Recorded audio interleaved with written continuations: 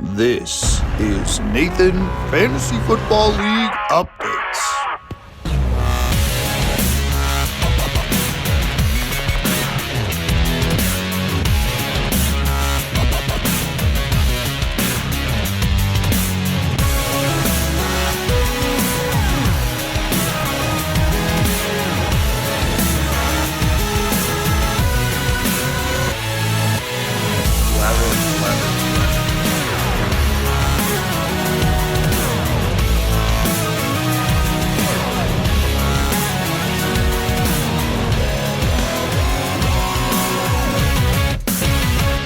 Nathan, Fantasy Football League Updates, welcome back. We have concluded week 3 and are getting ready for week 4, and a lot has been shaken up this week. But I do have to start with a blockbuster trade that happened last week before we jump into this episode.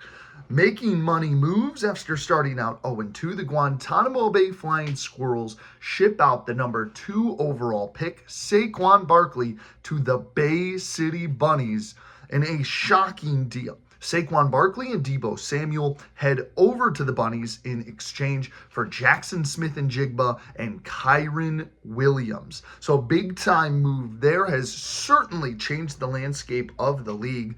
And we'll see how that impacts both teams coming right up, because this trade happened well before week 3 got underway. So those two teams getting a new look.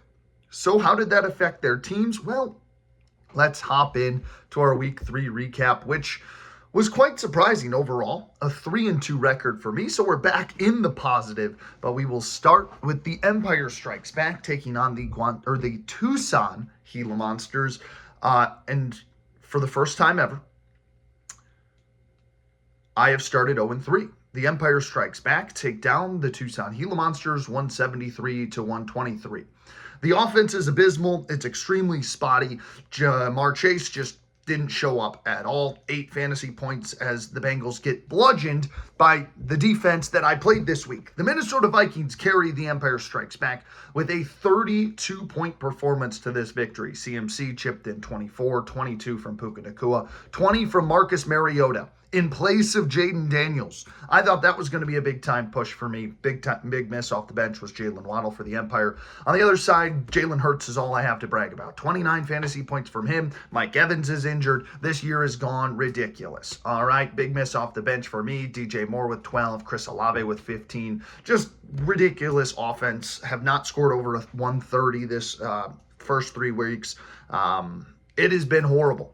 And we are going to try to bounce back in week 4, but for the first time I've started 0-3, and I do not have any answers. A couple players going down with injury. This team is so spotty. Jamar Chase drops 38 in week 2, then doesn't show up in week 1 or week 3. Jalen Hurts shows up in week 1 and week 3, but doesn't show up in week 2. Can I get a group consensus? Josh Jacobs has only scored 12 to 14 points each week. Where is my running back 1? I mean, there is just such spotty offense and a lack of tight end that something's got to get figured out soon if I want a chance at the playoffs. This is a mess, and the Tucson Gila Monsters are 0-3 to start the year, while the Empire Strikes Back get their first win of the year.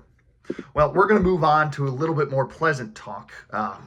Rocky River Rough Riders, Lyndon the Crow, an absolute domination from the Rocky River Rough Riders, 151-101. The Rough Riders had an excellent performance this week from Baker Mayfield. Bijan Robinson was good despite not finding the end zone at all for the entire Atlanta Falcons offense. Tyreek Hill looking pretty serviceable, and Keenan Allen and Hunter Henry having monster games. The big miss off the bench, Cortland Sutton with 23 and Cam Scadaboo with 24. We'll see with Tyrone Tracy dealing with some injuries if Scadaboo cracks the lineup this week for the Rough Riders. On the other side for Lyndon the Crow, it was a rough offensive day. Worst output in the week, and that's saying something because the Gila Monsters have not scored over 130 any week.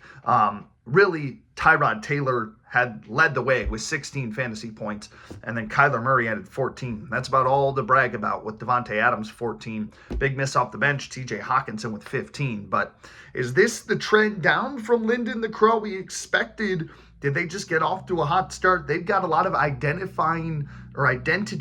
finding to find in week 4 as they fall to 2-1, while the Rocky River Rough Riders improved to 2-1.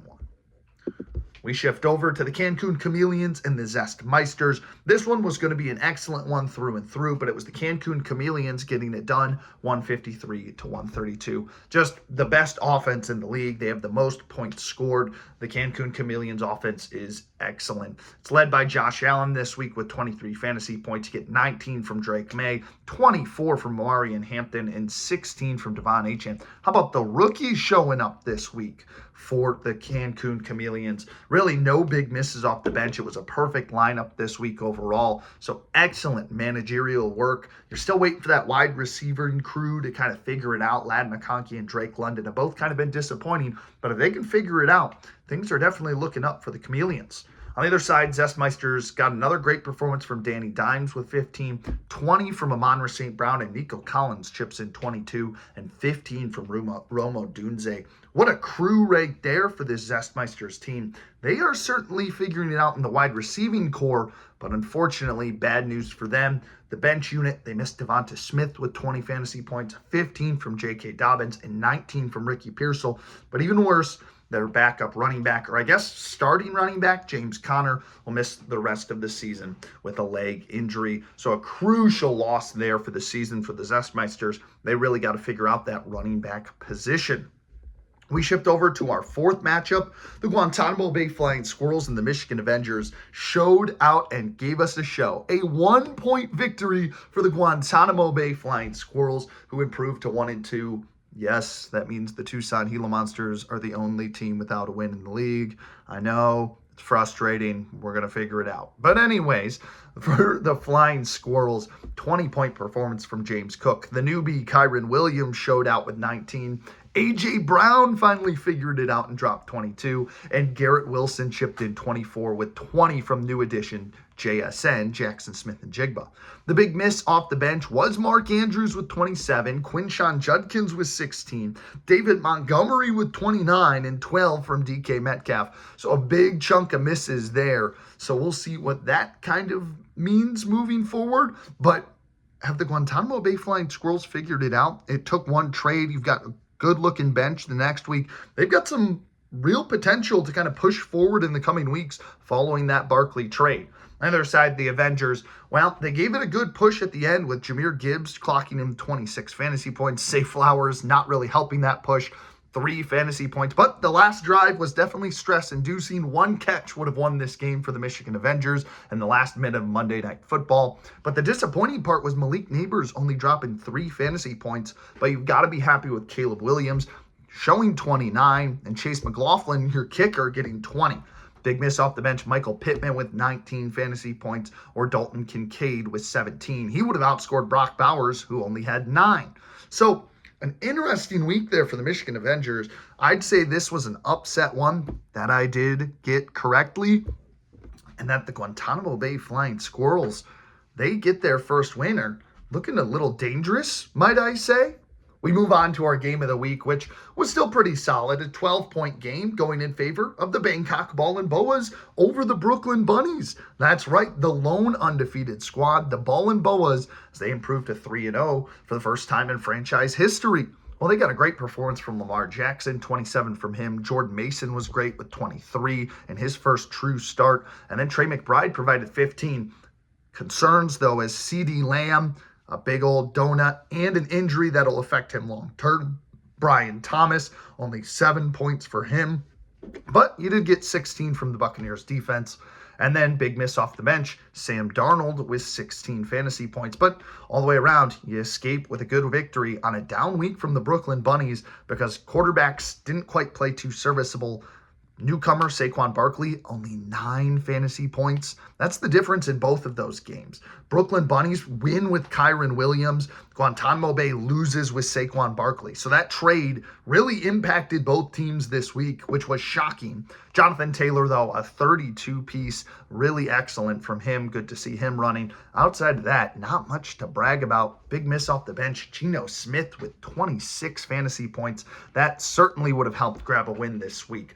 But the Bunnies fall to 1-2, while the Ballin' Boas improve to 3-0.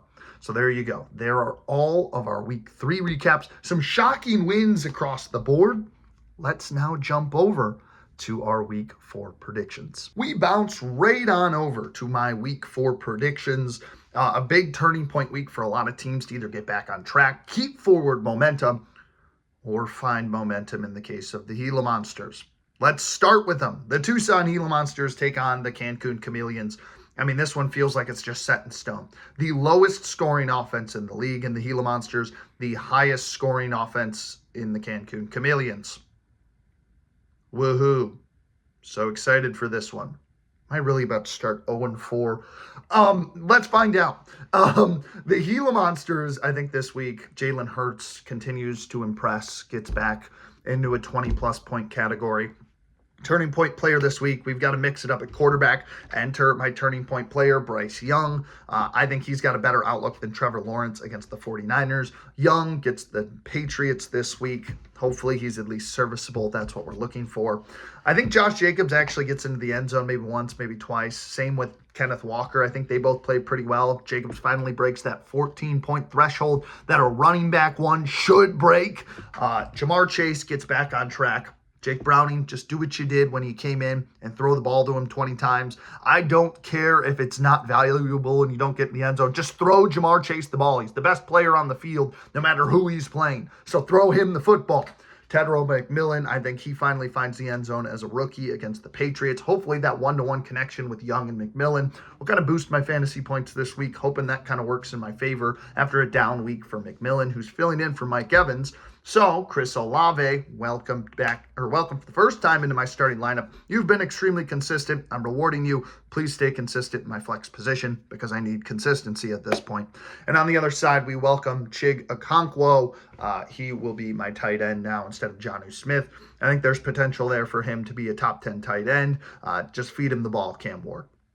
We also welcome Schrader, my new kicker. What a waiver wire pickup. Kicker 1. He has gotten above 10 each 3 weeks. Don't let me down, Schrader, moving forward, because that Colts offense is awesome. We look over to the Chameleons. I think they just have matchups all the way across the board. Josh Allen, how about top scorer of the week? He plays New Orleans. Josh Allen's probably going to rush for 3 touchdowns, throw 3 more. Who freaking knows? Josh Allen has a monster week. I'm talking top scorer of the week, obviously. I think Achane back in the 20-plus. Hampton's finally starting to figure it out in that offense. He has a great week. I think Drake London finally starts to figure it out as well. Your turning point player, though, Trey Benson, now the new starter for the Arizona Cardinals. I think he has a really good week in his first week on Thursday Night Football against a tough Seattle defense. But I think their run defense is a little shaky. So let's go to my predictions in a 8-point spread. Maybe being generous here. I'm taking the Cancun Chameleons. I mean, top offense in the league against the worst offense in the league. I will note that the Cancun Chameleons have never beaten me. They have never beaten me in franchise history. They are 0-7 in our 7 matchups. Can that luck prevail? No, I'm just hyping myself up and giving myself some hope. I'm taking the Cancun Chameleons to get their first ever win over me in a 7 to 8 point spread. Now let's shift over to our second matchup. Lyndon the Crow takes on the Michigan Avengers. This one I really do like. I think this one will be an excellent matchup. Lyndon the Crow hopefully gets Justin Fields back this week against a horrible Miami team. I think he has a great week if he's healthy. Ashton Genty finally figures it out. Let's say double digits in the teens. Pretty good performance from him. Your turning point player, though, Marvin Harrison Jr., I think he continues to struggle. He has dropped some good passes. He has not really lived up to that number 4 overall pick hype. I need to see something from him. I think he struggles again. He might be a piece that might be labeled as a rough draft pick. Then I do like, though, James Johnson, your tight end. I think he has a pretty good week, though, overall. Looking at the Michigan Avengers, they've got some rough matchups. I'm not a super big fan. I think Bo Nix struggles this week, but I do think Caleb Williams figures it out and is back in the 20-plus range against the Raiders. Gibbs, another 20-plus point game against a horrible Cleveland defense. And then Bucky Irving as well plays pretty well. Turning point player, though, has to be Malik Neighbors. New quarterback in Jackson Dart under center. Can Jackson Dart, unlike Russell Wilson, throw this man the ball? That's the question. I think they get off to a slower start, but a better start than him and Russ have been having. We'll say about in the teens range for fantasy points this week for your turning point player, Malik Neighbors. Brock Bowers, I don't know what the Raiders are doing. They are not giving him the ball. They are giving Trey Tucker the football way more than anybody else in that offense. You've got a weapon that you drafted in the first round, Ashton Genty, who's on the other side of this game. And then Brock Bowers, who is the best tight end in football. You're not throwing him the ball enough. I think this week they get that back on track after major media criticism. And Michael Pittman Jr. is back into the lineup for the first time. I think he plays pretty well this week, too, behind an excellent Colts offense that'll get their first real test in the Rams defense. So we look at this one, and I think this one, fortunately, isn't as close. 10-plus point spread. Give me the Michigan Avengers over Lyndon the Crow. That is right. I have yet to pick Lyndon the Crow in any prediction. I am 1-2 overall so far. First win probably in forever, picking the team right, picking his results right. So we'll see if I can improve the 2-2 with a win for the Michigan Avengers this week. Looking ahead to matchup number 3, it's the Brooklyn Bunnies and the Rocky River Rough Riders going at it in what should be a fun matchup. The Bunnies 1-2, barely scraping away with that first win of the year, and have since had some 2 tough matchups that they haven't been able to win. And then the Rough Riders 2-1, riding some good momentum. I like this matchup a lot because we'll start with the Rough Riders. Jared Goff, monster game from him. Baker Mayfield, Bijan Robinson, both again flirting with 20 fantasy points. Tyreek Hill, how about over 20 fantasy points? He's looked a little bit more like himself, a little bit more reliable and consistent. He has a good week. And your turning point player, Keenan Allen. Talk about a vet going back to his old team and looking like he never left. He's figured it out. Justin Herbert has gotten him in the end zone almost every week, if not every week he's played. I think he finds the end zone again this week. Let's have Keenan Allen play pretty well as your turning point player. I think you see regression from your tight end, Hunter Henry, after being the top scoring tight end last week and having a pretty good week 1 performance. But Cortland Sutton backs him up with a little bit more consistency. On the other side, for the Bay City Bunnies, the Brooklyn Bunnies. I think the Bunnies have an excellent performance. Justin Herbert, good game. Jonathan Taylor, great game. Saquon Barkley, after trading for him, finally gets on track. Great game for him. Turning point player, though, Justin Jefferson.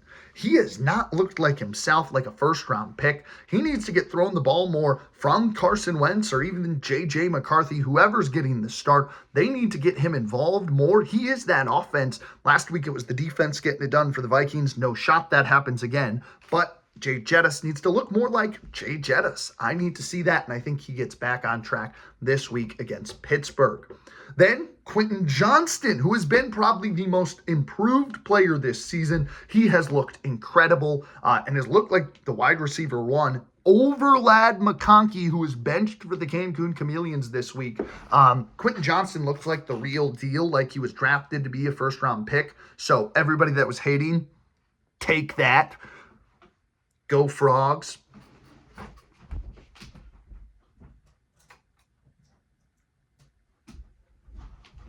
Go Frogs, baby. That's right. I got the jersey too. QJ, baby, on top. Believe. Always believed in that man. Anyways, Quentin Johnston has a great performance this week. Continues to be a top 10 receiver. And I think overall, you get a solid performance from your offense. But in a 8-point spread, I'm taking the Rocky River Rough Riders to ride momentum. The Bunnies just not enough points this week. Some struggling performances maybe from Jordan Love. And then your flex option of Jalen Warren and Tyler Warren, your tight end, aren't enough to catch up with some high-powered and better-looking matchups on the Rough Riders side. So the Bunnies, I'm having fall to 1-3 as my 1 seed is shocking. They'll join the Tucson Gila Monsters at the bottom of the league, probably either at 0-4 or 1-3. Most likely 0-4. Moving ahead, Zestmeisters, Ballin' Boas. Could be a really fun matchup, but some injuries could slow this one down for the 3-0 Ballin' Boas. Let's find out. For the Zestmeisters, I think both quarterbacks against really good competition. Mahomes against the Baltimore, Danny Dimes, and the Colts against a tough final test in the Los Angeles Rams. I think they both struggle. They'll play serviceable, but both struggle. Kamara cannot get on track against Buffalo, and your turning point player, J.K. Dobbins, who has to fill the spot of James Conner, a more consistent, reliable running back, while he is trying to fend off for J.K. Dobbins, a rookie in R.J. Harvey. Can he keep a better performance, and can Denver run the ball efficiently? We'll find out. I think he plays so-so. I think your wide receivers, though, have figured it out. St. Brown and Nico Collins both play excellent, as well as Roma Dunze in there as well. Ball and Boas, though, Lamar Jackson, we mentioned it, the Chiefs, a little bit tougher of a matchup, but I do believe they can kind of figure it out. On the other side, Chase Brown gets into the end zone, maybe plays all right. And Jordan Mason also, as running back one in Minnesota, gets in the end zone, plays pretty solid. And then no CeeDee Lamb this week. He might miss 3 to 4 weeks. That's a big blow. That's your first round pick. Emeka Egbuka kind of fills that hole. He'll play consistent about that 15-16 range, but nothing 20 plus that CeeDee Lamb could go. Making your turning point player, though, Brian Thomas Jr., who has not figured it out at all. Remember when you were saying, this is a steal in the third round? Well, so far through 3 weeks, it has not been. We need to see something from Brian Thomas, especially with CeeDee Lamb on the injury reserve. Not the IR. He's not on the IR, but with injury going on and being out for a couple of weeks. Trey McBride, though, plays excellent in Thursday night. And Cooper Kupp, your flex position. We are really riding the Seahawks this week and the Cardinals game on Thursday night with Kupp, McBride, and Darnold. That's going to be a massive swing point. And I can't forget Michael Dixon, your punter, always a turning point player, but some big swing positions there for the Ball and Boas. Problem here, though, I've got a 7-point spread and an upset, in my opinion. The Zestmeisters hand the Ball and Boas the first loss of the year. Their offense sputters heavily with tough matchups and no CeeDee Lamb. The Zestmeisters cruise to a massive victory that can possibly get that engine rolling this season. And the Ball and Boas might be on the decline after starting 3-0. And the final matchup, the game of the week, it's gotta be the battle for Shelley's Fork. The Empire Strikes Back takes on the Guantanamo Bay Flying Squirrels. Both teams come in 1-2, but they can improve to 2-2 with a win and really ride momentum into next week with a massive win this week. I'm really excited for this one. If you don't know, the battle for Shelley's Fork. It's for Shelley's Fork. Every year, this battle goes back and forth. The winner claims right to Shelley's Fork. The only problem is the Empire Strikes Back have not lost in this series. They are a perfect 9-0 in this series. Can the Flying Squirrels finally get Shelley's Fork? Let's find out. I'm stoked for this one. We have two matchups where each side has a true winner and a true loser. It's the Cancun Chameleons and the Tucson Gila Monsters. Tucson Gila Monsters 7-0 in that one. Well, this one, the Empire, a perfect 9-0. Let's jump into this one. For the game of the week, I think the Empire, you get Jaden Daniels back. That's already a great start. Marcus Mariota was great in relief, but Jaden Daniels just a little bit better. He has a monster game this week. I think Cam Ward on the other side, not so much. But CMC, he's been excellent. I mean, has proven a lot of people wrong. It's ridiculous with him. It's like the death of pins and needles. 10 receptions last week. I mean, it's just little dinking dump-offs to this guy in the flats, and he just lives off it. Fantasy managers live off this guy. It's unbelievable. He does it again this week. 20-plus fantasy points for sure. It's almost guaranteed because how many times he gets thrown the football. He rushes for like 35 yards, but gets 10 receptions, so he's guaranteed 10 points. Breece Hall, though, as we get back on track, has a pretty good week against a horrible Dolphins defense. And how about Puka Nacua? I think he torches that Colts defense. And then we'll go to your turning point player, Jalen Waddle, into the lineup. I think he plays serviceable, nothing too flashy, but does his job. On the other side, the Flying Squirrels, your turning point players. It's the quarterback room with Joe Burrow out for 3 months. It's up to Tua, turn the ball over, and CJ Stroud. I need to see something from either of them. They've been both horrible. Tua, I think a pretty bad game against the Jets is due for this week. On the other side, CJ Stroud has the best shot to bounce it around and really do a lot better this week. I think he has a great week on the flip side. Then your newcomer, Kyron Williams, and Jackson Smith and Jigba. How about both of them play really well? James Cook continues to play like a running back one. He goes above 20 plus. And then your wide receiving core goes off. A.J. Brown, Garrett Wilson, as we just mentioned, Jackson Smith and Jigba. They all have a great game. Notice how two of those wide receivers are from Ohio State. So for the Battle of Shelley's Fork, the game of the week, I'm giving it a 1-point spread. Give me the Guantanamo Bay Flying Squirrels to get their first win in the battle for Shelley's Fork, a massive turnaround victory for them. I think this trade has really, really helped them. I think Kyron Williams, Smith and Jigba, they're going to really start to figure it out, be constant productivity where Saquon was up and down and Debo wasn't being used. So the Guantanamo Bay Flying Squirrels take down the Empire Strikes Back to wrap up this week. How about that? The Guantanamo Bay Flying Squirrels and the Cancun Chameleons, I have both breaking their winless streak against their given opponents, and Shelley's Fork is coming home for the game of the week.